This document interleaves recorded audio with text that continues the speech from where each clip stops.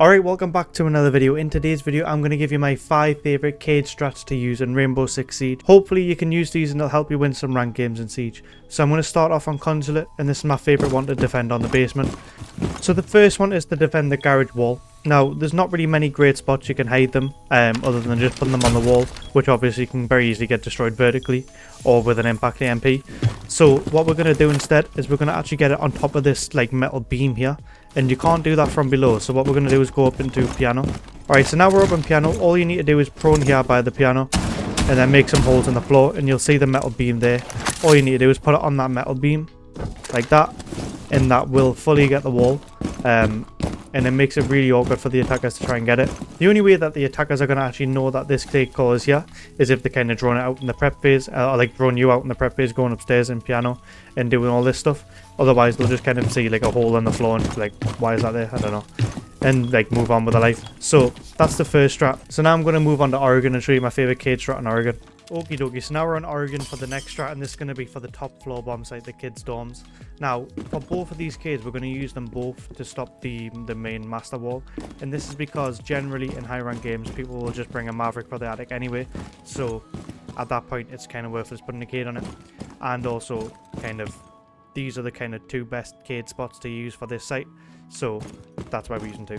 So the first one, you want to go over into this sort of master room here, and then just make a hole in the bottom of the table and put it in there like that. And then also what I like to do, you don't have to do this, but I like to just shoot random other parts of the cabinet as well, just so it doesn't look out of place having a random broken bit in the cabinet, and it kind of hides the hole a little bit better. The next thing you want to do is to open up this gen window or the games window, and then throw it as high as you can kind of up here. You might have to like fiddle around with it a little bit like that, but that it doesn't look like it does, but that does get the wall. So I'm just going to reinforce the wall now to show you. As you can see, the K claw has electrified the wall, and it's kind of hidden up there. The main reason for doing these ones, you might be thinking, well, that one's outside, they can just shoot it when they go on the gem window or the games window, but it's the fact that people don't expect them to be there. Nobody goes rappelling the window and expects to see a cake claw outside, so they're just not looking for it. The brain kind of isn't programmed to think of it like that, so it generally will pass, and like people won't find it. You'll probably be surprised at the amount of times I've seen people rappel on this gem window and haven't shot the cake claw off it because they just don't know it's there. Like, it hasn't computed in the brain that the cake claw, the hearing, is actually outside next to them. It's quite funny actually when you watch that happen in games. But yeah, that's it for this strat. As I said, we're not using any for that attic wall, just because generally people bring Maverick for that anyway. So it's not really worth it. However, if you do want to, the kind of only really good place you can put them is up there, where they could still get shot from below anyway. So kind of like, it's just going to get destroyed anyway if you put it there. So yeah, that's it for this. Let's move on to the next map. Alrighty, so now we're on to Clubhouse, and I'm going to show you one for the CCTV and cash bomb site. So my favourite cage strat to use for this site is to put the first one up here in the top left corner like this. This is because it gets the wall and it can't be shot from the window, or like can't be shot from anywhere really. The only way that it gets destroyed is if someone puts a Twitch drone through here, which someone up in top red can easily get rid of that, so you don't have to really worry about that. Now for the second one, a lot of people like to put this one behind the monitor here, which I don't really recommend, because once you know that people place them there, all you need to do is go on the CC window, shoot the monitor down, and then it's simply just right there in front of your face to destroy. At that point it's not worth it. So what I like to do is to go down here in the bottom garage,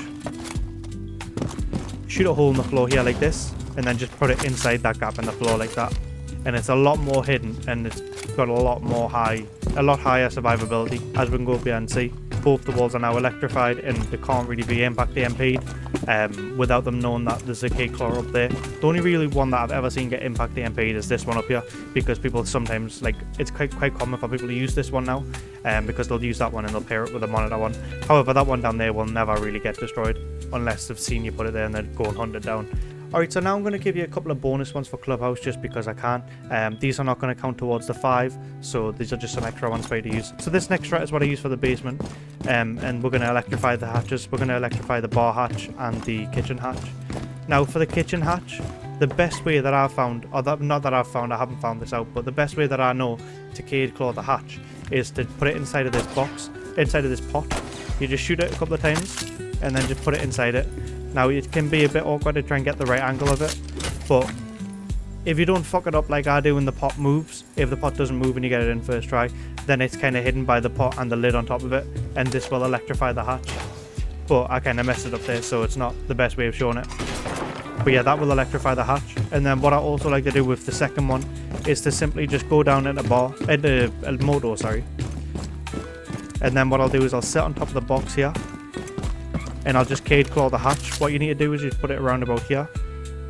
You just cade trick the hatch by like, wait, no, sorry, a bit further up. Put it like that, so it'll get the hatch.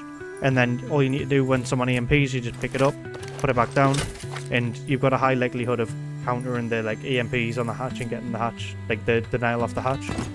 So it's just very nice and a very easy trick to do. Alright, so the final bonus cade claw I'm going to show you is for defending the gym bedroom site, the top floor site. Now this will get the jacuzzi wall, and it's a lot better than just putting it on the wall. So what I like to do is I'll come below to the toilets here, and I just throw it on this bar by the, like, under the light, above the light. And this will electrify the jacuzzi walls like that, so you can see.